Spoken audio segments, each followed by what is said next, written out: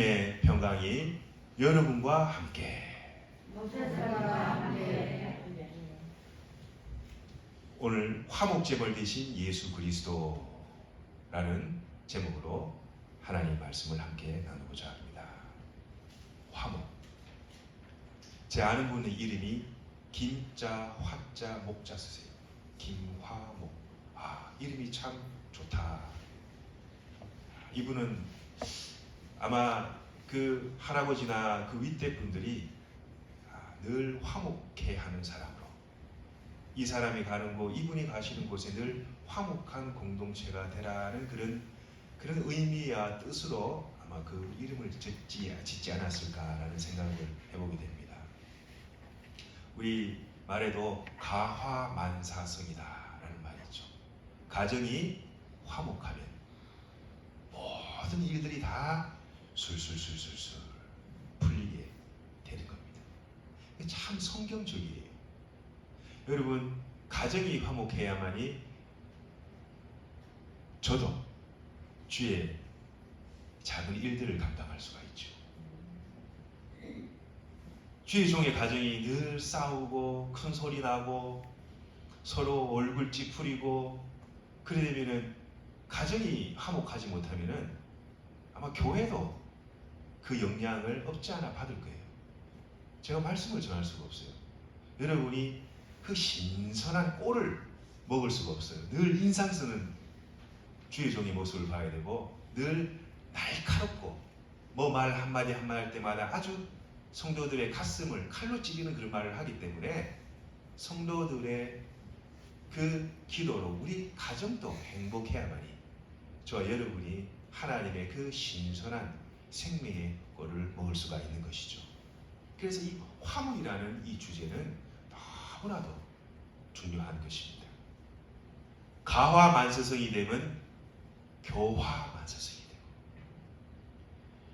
교화만사성이 되면요 국가도 만사성이 되고, 국가와 이 세계가 하나님과 화목되면은 이 우주도, 이 천지 만물을 만드신 이 삼라만상도 창조주 하나님으로 말미암아 화목하게 되는 것이 이 성경의 진리입니다. 주님께서 말씀하시죠. 내가 만물을 새롭게 하리라. 하나님께서 천지 창조를 하시고 그 피조된 세계를 우리 예수님께서 다시 이 땅에 재림하시면 모든 피조물들을 다시 새롭게 하겠다. 이전 것은 지나가시니 보라 새 것이 되었도다. 하나님께서 천지를 창조하신 이 첫 번째 땅과 바다와 하늘은 온데가 되었고, 완전히 새로운 새 하늘과 새 예루살렘, 새 땅과 새 하늘이 열리리라. 요한계시록 20장에서 말씀하고 계시죠. 성경에 그 말씀이 나와 있어요. 성경은 신약, 구약 929절 9장, 신약 260장, 총 1189장으로 되어 있습니다. 많지요. 구약 39권과 신약 27권, 총 66권으로 되어 있습니다. 이 성경을 여러분 아마 제대로 한번 그 뜻을 깊이 생각하시면서 제대로 한번 창세기부터 요한계시록까지 읽고 가시는 분은 많지가 않습니다. 그냥 읽는 것이 아니라 제대로 한번 읽고, 그냥 다 읽어도 그냥 그때뿐이지, 잠깐 그때뿐이지, 지나면 머릿속이 하얘요. 교훈과 책망과 바르게 함과 의로 교육하기에 유익한 하나님의 그 말씀을 우리는 늘 이 사순절 기간 때 우리가 읽고 묵상하고 상고해야만이 그 말씀을 통해서 저와 여러분의 영혼이 새롭게 되고 하나님의 은혜의 생명수 깊은 곳으로 갈 수가 있습니다. 성경을 탈수시키고 짜고 짜면은 아마 요한복음 3장 16절의 말씀이 나올 거예요. 하나님이 세상을 이처럼 너무너무 사랑하사 독생자를 주셨으니 이는 그를 믿는 자마다 멸망하지 않고 저주받지 않고 지옥 가지 않고 영생, 하나님의 자녀, 하나님의 나라에 들어가게 하신다 라고 얘기를 하고 있습니다. 하나님이 너무 이 세상을 사랑했다라는 거죠. 그 사랑의 행위가 뭐였냐? 자기 아들 죽은 거예요. 하나님의 그 사랑의 행위가 자기 하나뿐인 독생자 예수 그리스도를 주셨다. 그 주신 결과가 어떻게 되느냐? 영생을 주신다. 아들을 믿으면 그 결과가 영생을 얻는 것이고, 아들을 믿지 않으면 그 결과가 어디 지옥 간다라는 거예요. 성경은 중간지대라는 게 없어요. 연옥이라는 것이 없어요. 성경은 천국 아니면 뭐예요? 지옥.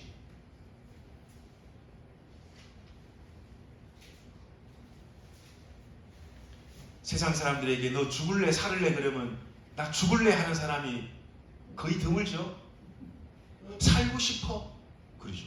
사람은 다 살고자 하는 그런 원초적인 본능을 다 갖고 있어요. 유명하신 그 참 우리 대한민국에 너무나도 유명하신 그 성경 주석학자인 그 무슨 박사님 목사님도 마지막 죽음의 앞변을 뒀을 때 그 아들 앞에 뭐라 그랬냐? 아들아, 내가 한 일주일만 더 살면 안 되겠네. 세상 사람도 마찬가지고요. 우리 예수 믿는 사람도 마찬가지고요. 조금 더 살고 싶은 것이 사람의 마음이에요.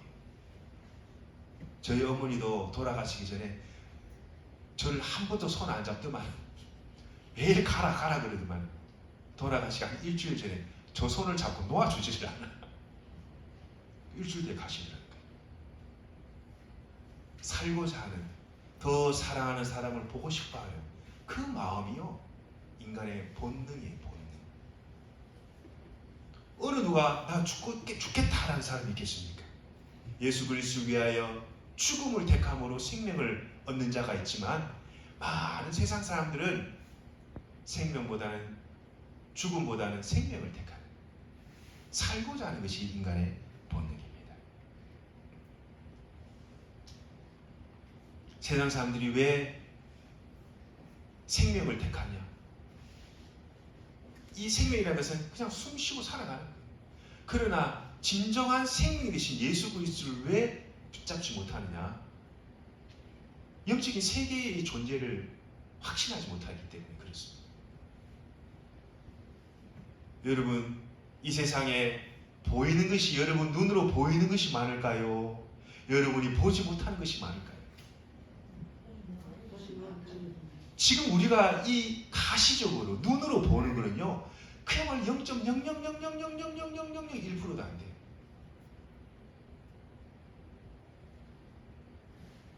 여러분, 우리 천지 우주 만물을 창조하신 하나님의 그 피조 세계를 여러분 눈으로 볼 수가 있나요? 볼 수가 없어요.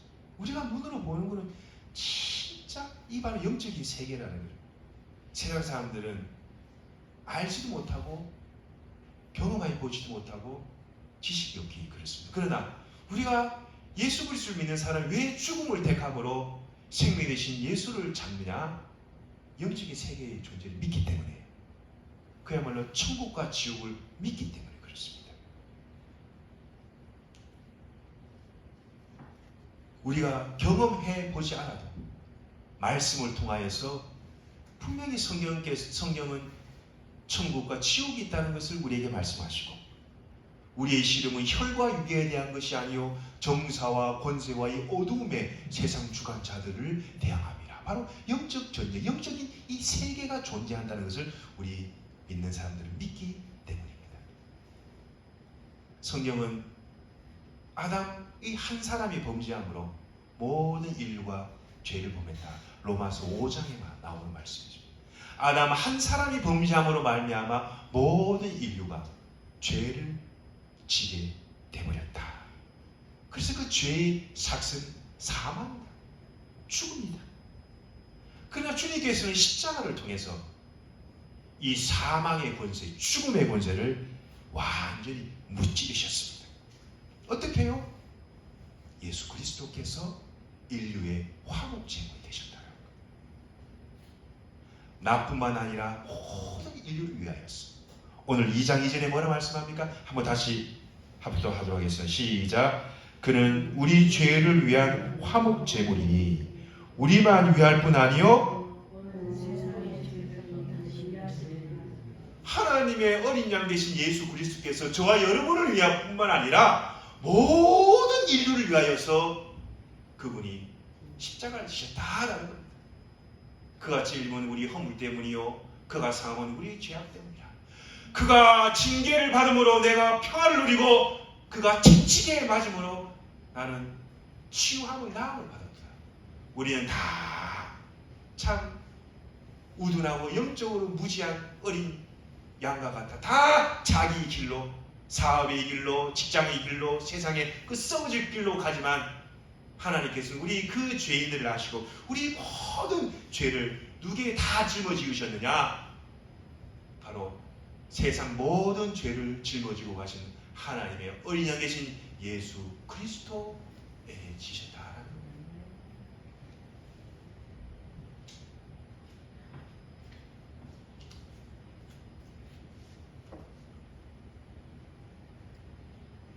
구약은요, 사람의 죄를 용서하기 위해서 제사장이 짐승의 피를 드렸습니다. 좀 잘 사는 집은 소나 이런 걸 잡아서 드리고, 조금 생활이 힘든 사람은 새를 잡아 드리고, 짐승을 잡아 피를 그 제단에 뿌리고, 그 껍데기를 다, 내장을 다 빼가지고 불에다가 다 태워 재로 남기고, 그 살조각은 각을 내서, 여러분 LA 갈비 먹어봤어요? 각을 해가지고 그걸 하나님 앞에 다 태워서, 이걸 뭐라 그래요? 번제래요. 번제. 태우는 거예요. 다 번제를 드려서 하나님의 그 진노를 수고로 드려요. 하나님의 그 진노를 수고로 드려요. 왜요? 피를 드려요. 피를 드려야 돼요. 피 없이는 죄사함이 없다. 히브리서의 말씀. 피는 곧 생명이라고 해요. 피를 드려야 되는 거예요. 생명을 드려야 되는 거예요. 짐승의 피, 짐승의 내 모든 죄를 짐승에게 다 전가시켜 버리는 거예요. 그래서 제사장이 목을 쳐서 피를 짜서 우슬차에 뿌려 제단에 뿌리고, 그 내장과 그 모든 더러운 것들은 다 끄집어내가지고 다 불로 태워버리고, 그 살만 다 각을 떠가지고 말이죠, 그걸 하나님께 다 번제로 하나님 흥량하여 주시옵소서. 이 향기를 하나님께 드렸어요. 그 구약의 제사 방법이었어요. 아마 예수님께서 오지 않았더라면 아마 우리 지금 이 예배당 바깥 뜰에는 아마 짐승의 피 냄새로, 저쪽으로 가도 피 짜고 저쪽으로 가도 피 짜고 아마 피 냄새로만 진동을 합니다. 그러나 예수님께서는 자기 몸을 하나님의 산 제사로 드리고, 자기 몸을 하나님께서 피로 하나님께 드렸다는 거예요. 그 예수의 피가 우리 죄를 용서해 주신 겁니다. 그 예수님의 화목제물 되셨다는 것은 바로 예수님의 피로 우리가 주님의 자녀 되었다라는 것입니다. 그래서 기독교는요, 생명의 피복음이에요.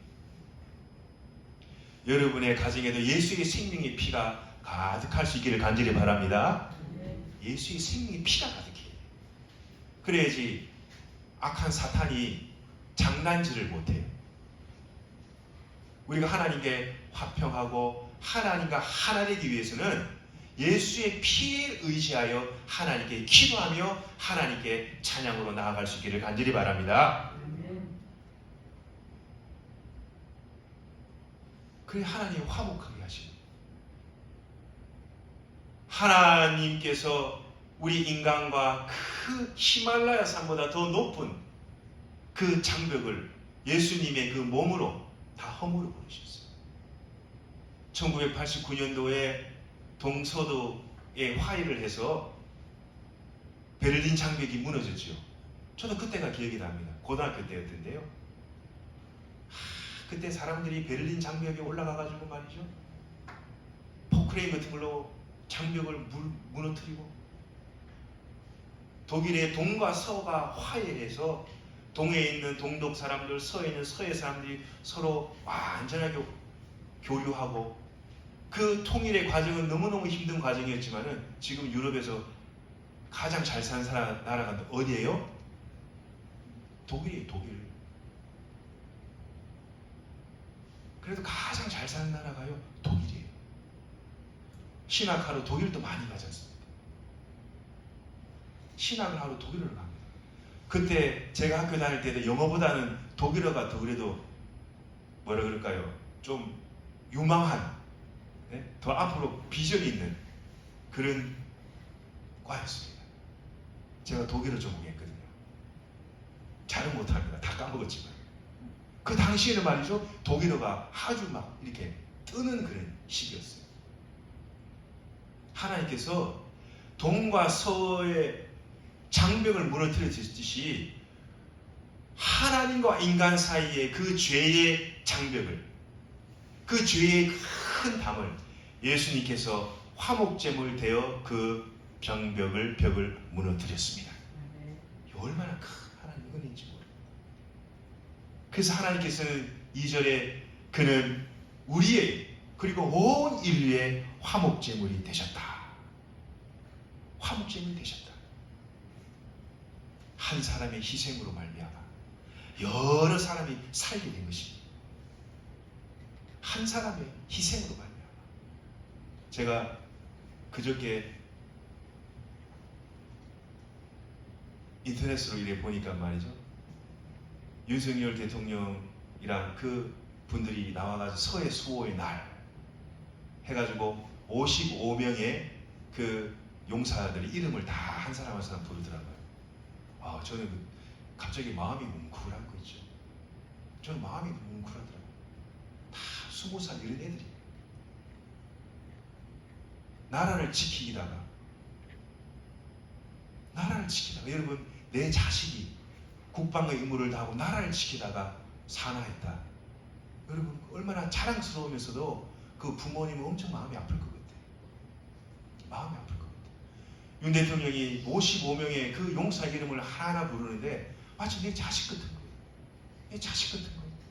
나라를 지키기 위해서 그 피를 쏟은 그 몇 명의 그 용사들이 결국 우리가 이렇게 편안하게 예배도 드리고 쇼핑도 하고 친구들도 만나고 일도 하고 그렇지 않습니까? 제가 대전에 그 장병들을 묻힌 대전 현충원을 제가 간 적이 있어요. 제가 대구에 있을 때 우리 권사님들이 일부러 가져가 있어요. 제가.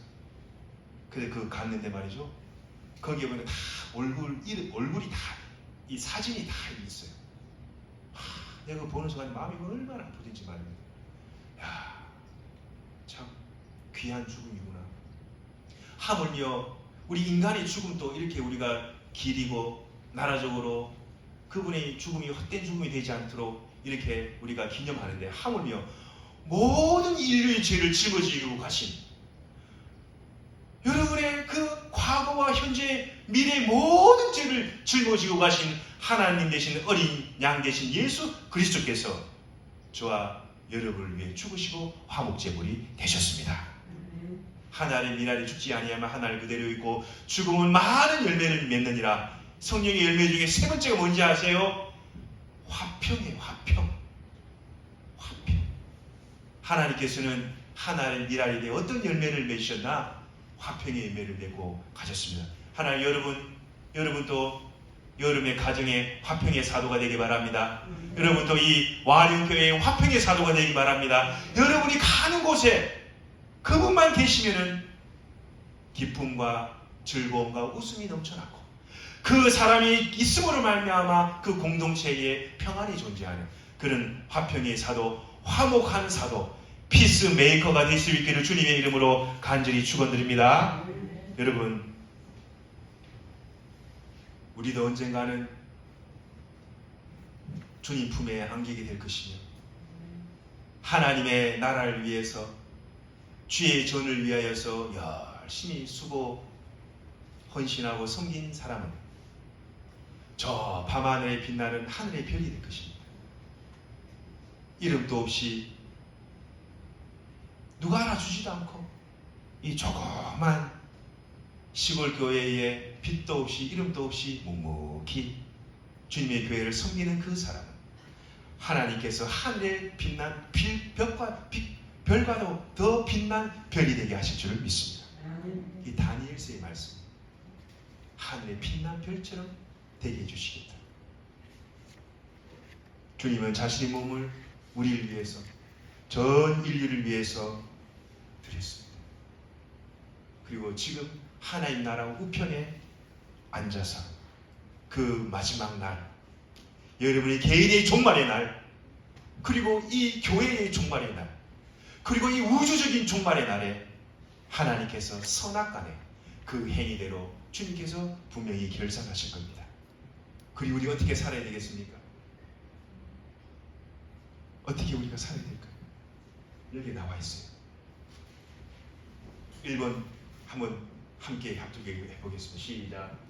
교회에 덕과 유익을 주는 성도. 2번 성도들에게 기쁨과 즐거움을 주는 성도.